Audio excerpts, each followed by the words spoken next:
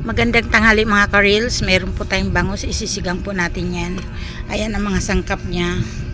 Ayan po. Ayan. Para po sa tanghalian.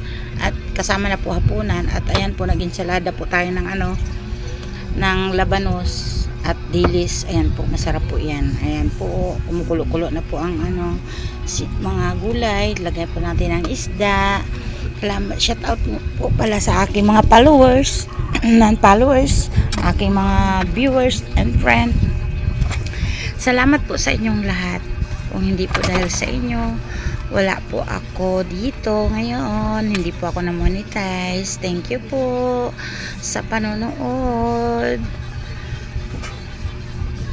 Ayan lang po mga ka-reels. Tikman na po natin yan. Ayan po, okay na.